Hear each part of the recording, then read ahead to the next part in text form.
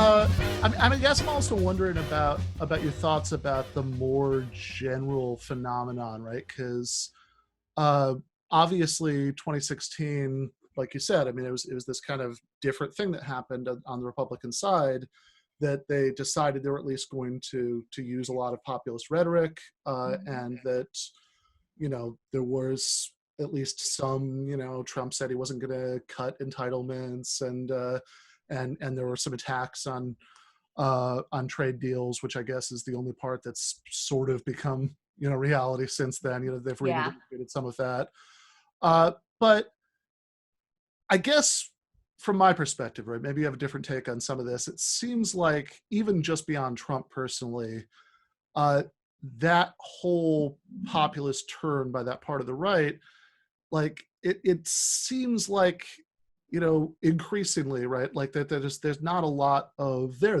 right, that like that if Yeah. you that even the people who are most associated with it, like well, I guess Steve Bannon, Joshua Hawley, some of these people, right, that they have, that if you actually like really dig into it, like so for example, right, I remember couple of years ago, there was this monk debate between Steve Bannon and David Frum Yeah. about Yeah. the future of politics. And it was this like really like heavy thing, and the whole thing, if you watched it, it was just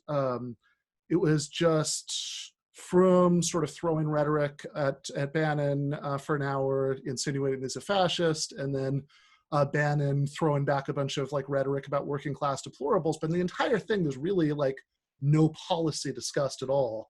Yeah. And, and then more recently, actually this year, Bannon went on a podcast called Red Scare, where a lot of people were like upset with them for even having him on because they're platforming him. Mm.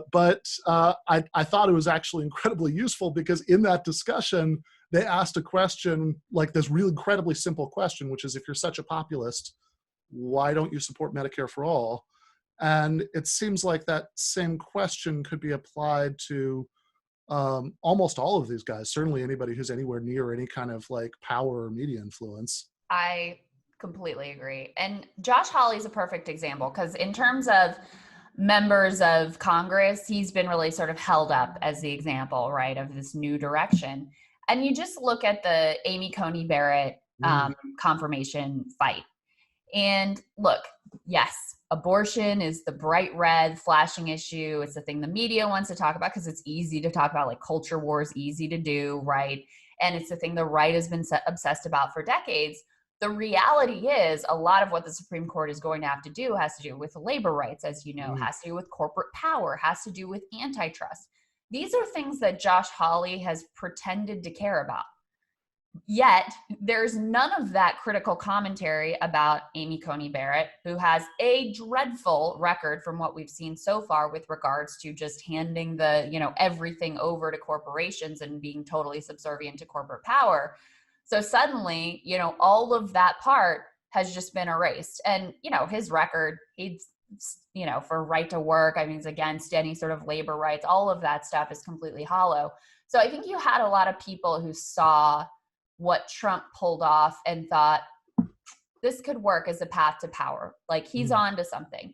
And the truth is he was on to something, because regardless of where you are on the ideological spectrum, where I am on the ideological spectrum, there is a large group of American voters who are left economics and right culturally. Right. And that perspective is not reflected at all in our politics. Like you can't think of one person who actually is in leadership or in the judiciary who represents that part of American politics. And so the fact that Trump spoke at all to that kind of quadrant, which is the most underrepresented, I think, of any part. I mean, I would argue actually the true left is completely underrepresented as well, but that quadrant of American politics just goes without complete any representation. But what you see with Trump, and he doesn't really have any ideology. It just comes down to who's the most loyal to him and who's in his ear, and, whatever he's feeling that day is, all over the place.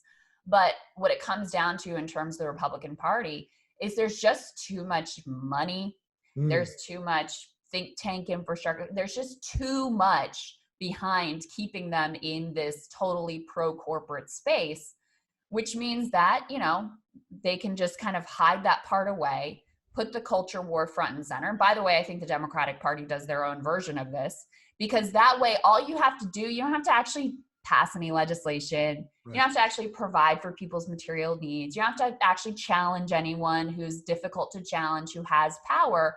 All you have to do is like say the right words and signal that you're on the right side of those battles, and people will like, yes, queen you all day long. Right. And so I think that's, truly, Kamala Harris, perfect example. Really, Elizabeth Warren at this point, sad as I am to say that, perfect example. She runs her presidential campaign, the woman who, used to talk about the 2-income trap, and Joe Biden can't be called a champion of women when he sells them out in the morning and then pretends to be their friend in the evening, or whatever her original quote is, comes down to like, I'm going to wear a pink Planned Parenthood scarf at my inauguration, right? And gets props for the it. Entire primary, she never once brought up at a single debate the bankruptcy bill, which was her origin story, because that would have meant attacking Biden. And I guess maybe she'd already made the calculation that that might not be a good idea.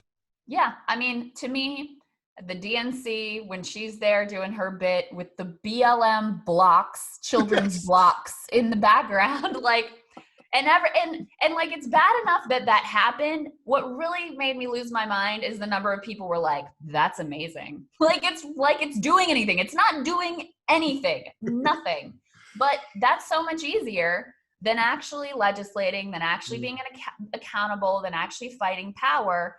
And you get so many props, and you ascend to the highest levels, and you get to talk to Joe Biden or whatever is your heart's desire. And so, yeah, that's basically the hellscape that we live in currently. Yeah, no, fair enough. Yeah, on a happy note there. Yeah. I appreciate that. But right, no, for sure. And I think that maybe in Warren's case, part of the reason was that, it's not just about, Elizabeth Warren as a person, although, whatever, there's probably a lot you can say about that at this point, but it's also that it seems like the sort of coalition that she was trying to build was really leaning on these kind of suburban liberal voters who are not, who might be okay with, to a certain extent, a certain amount of social democracy. Oh, yeah. I think are probably going to be made, a little, clearly they weren't comfortable with the Bernie approach. They would have supported Bernie Sanders, right? That's so. So I think the problem with that type of voter is that the economic issues are never going to be their priority. Mm-hmm. So they will probably tell you by and large that they supported Medicare for all. Mm-hmm. If you poll them, you'll get pretty good economic responses.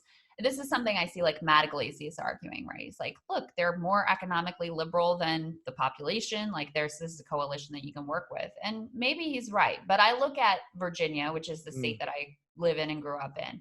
And this is a blue state now. The governor's Democrat, the House, the Senate, everybody's Democratic. And it is still number 51 out of 51 on workers' rights. They passed the ERA. Right? They did. And these are things I support. They, passed this and that Equality Act. They dealt with the Confederate monuments. Those things they prioritized. And the workers' issues, the minimum wage, collective bargaining in the public sector, all those things were pushed off, put on the back burner, maybe next time, maybe next time, maybe next time. And so they're still 51st out of 51 in terms of workers' rights, a blue state. And so that's the problem, is that those suburban voters will never hold politicians accountable on those economic issues. They will never prioritize them. Those aren't the things that tickle their fancy. Those aren't the things that they'll, skip their brunch for. And so you end up with a Virginia kind of progressivism, which is all, culture issues, which I'm not going to say don't matter. They do. And representation, all those things matter. But if you're actually talking about building out a multiracial working class coalition, a society that is decent to people and cares about the dignity of workers and economic rights, you are never going to get there with a coalition that is centered on the desires of white suburban affluent elites. You're just not. Now, the one thing I've been thinking, I'm actually curious your thoughts on this, Ben, because this is something that I'm not settled on it at all. So I think forward in the Democratic Party and 2024, and I know it's sort of disgusting to think about these things, but whatever, that's what I've been doing. And whether there will be an opportunity to primary either Kamala or Joe, depending on, whether Joe decides to run another time. I think that the most likely winning coalition in a Democratic primary would probably be the young, like what Ed Markey was able to pull off, the young Bernie left, multiracial, and the sort of white, affluent, liberal type Warren voters. Like that's who backed Markey by and large. And I think if you were going to put together a coalition to defeat Joe or Kamala in the primary, that's probably what it would have to look like, because older African-American voters are very, they're very loyal to the Democratic Party establishment. I think they'll back Joe like 100%. They'll back Kamala 100% if it's her. So you have to work with the remainder of the coalition. And to me, the problem, I just don't know if you can ever form a coalition with those white suburbanites that's going to lead in a direction that ultimately gets us any further down the road is kind of what I'm questioning right now. Yeah, no, for sure. I mean, I don't know if you read, there was an article a few months ago in Jacobin by Matt Karp. It's called like, "This is the future." Liberals want. That was about this exact thing. And I mean, I think it's a huge problem because I'm not going to say it's impossible. I think that, Bernie Sanders did come very, very close to winning this time. I think that if the centrist candidates hadn't consolidated, in the way that they did, and I mean, whatever, we can play what if and who knows, right? But I think, I think that some people were way too quick to just sort of jump to this kind of extreme pessimism about that, that the fix is in, it can never happen, because it sort of seems like, okay, if you're watching a hockey game and and your team is winning for the first two periods and then they start messing up and they lose, right? I think jumping to, there's no way they ever could. And there's no way they'll ever win. Yeah, exactly, right? So I think it's possible, but I think there is a huge problem there because these kind of more like affluent suburban liberal voters are the people who are much more likely to vote in Democratic primaries. You have to be kind of, or any or their equivalents, right? Because to even vote in a primary in the first place, you have to be a little bit more plugged in. Like you had not everybody, tons of people. I mean, I went to Nevada to canvass for Bernie Sanders, in February, right? You talk to tons of people who don't even know, when the state's caucus or primary day is, right? Yeah. That's very common. So I think that it is structurally a problem. I think it could happen, and I guess maybe it's just incredibly hard, right? Because of this problem.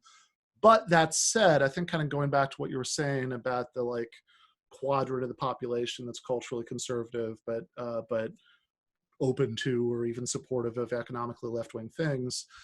I guess I think that at least in the U.S., I think it might be different in some developing countries or countries where the political system is less solidified. But at least in the U.S., I think that structurally, I think you couldn't really get a right-wing populist movement in power that actually carried out the economic stuff.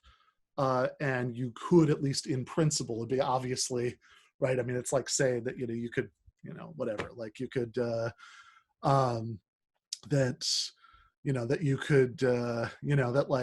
you could make it into some incredibly prestigious competition or something. You probably won't, right? But you could, right?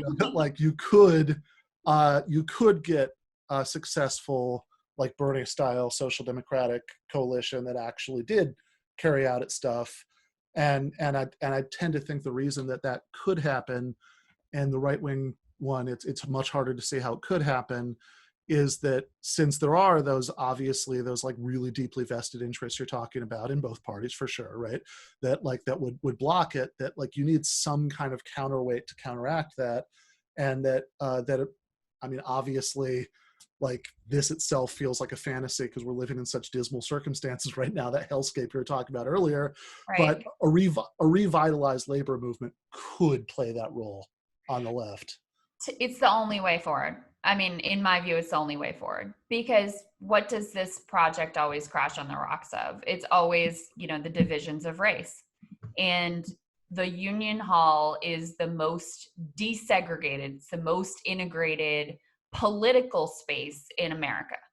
And I mean, also like the labor movement at this point, disproportionately Black and brown. Right. But this is the only way that it actually happens, that you have a worker centric, like a working class centric movement where you can bridge those divides and have a coalition that works and makes sense. Like, to me, that's the only path forward. Yeah. And yeah. one of the things that's concerning to me is that I think a lot of the left, frankly, because the labor movement has been so destroyed and is so anemic at this point in terms of a percent of the population, like a lot of young people have never been more supportive of labor unions. Labor union approval rating is like about historic levels of highs, but there's not a lot of direct experience with it. Right.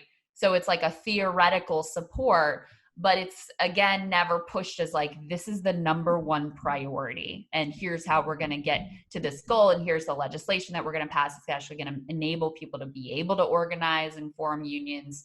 And so to me, that's where a lot of the work needs to be done, is on putting that agenda front and center, because I do not see another plausible path forward, frankly. Yeah, right. No, for sure. I mean, I think that obviously it's an incredibly heavy lift to rebuild that, but that's the only thing that could do it, right? For sure.